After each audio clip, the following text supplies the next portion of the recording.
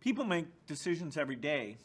For example, before you go outside, you kind of have an if statement that says, if it's raining, then I need to get my jacket. And computers are amazing once you decide those kinds of statements, that they can reliably execute those things at unbelievable speed.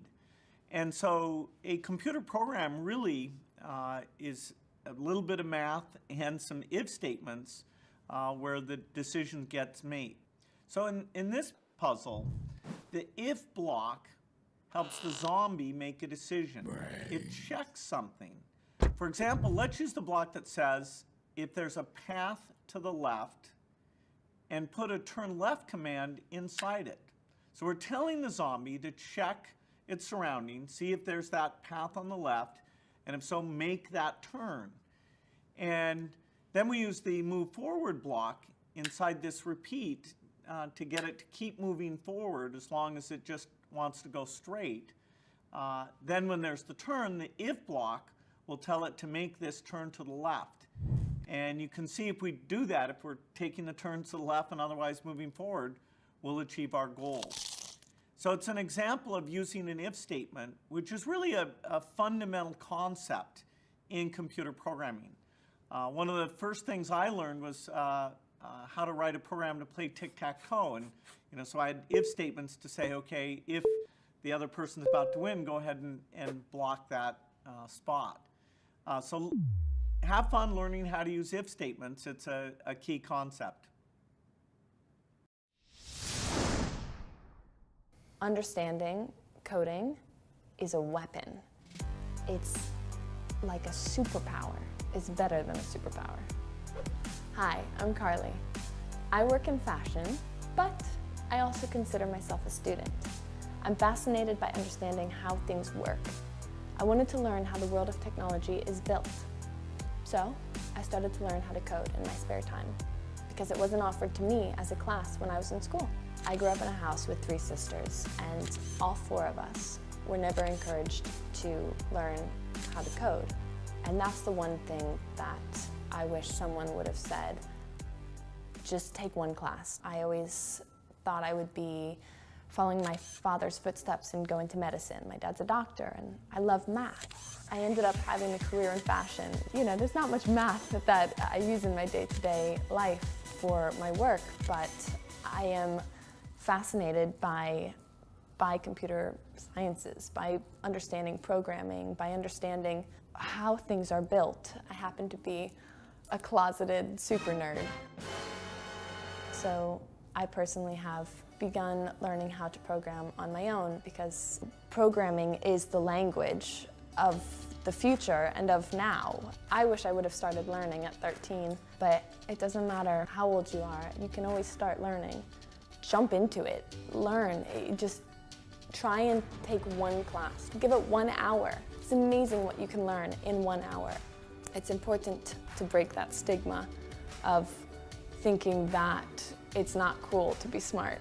If you can understand, much less speak, code, you can build anything. By the way, the games are so much fun. I spend so much time playing with the different games that are probably targeted to 12-year-olds.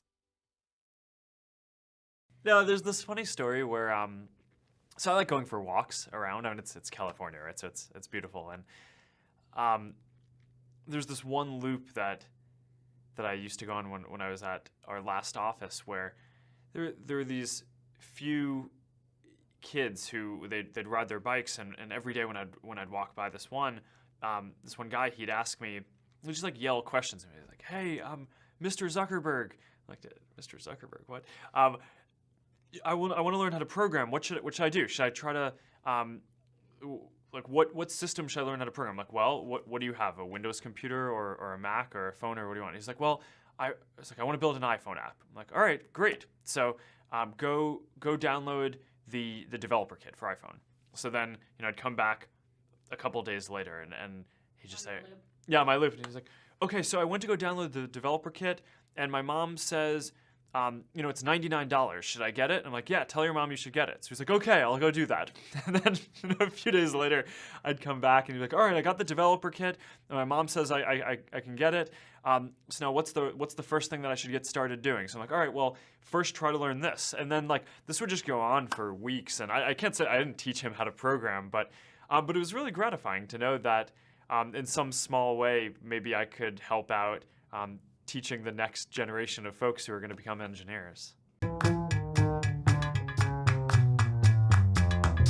When I first got rolling, it was kind of easier back then in some ways and harder in other ways. The actual code was easier back then. At the same time, today, you have much better resources. You have code.org, you have search results for pretty much any tech question you would ever want to ask. You have school courses, you might even have teachers today that know how to code, understand how the internet works, and can teach you. That's a pretty incredible resource that I didn't have around me growing up.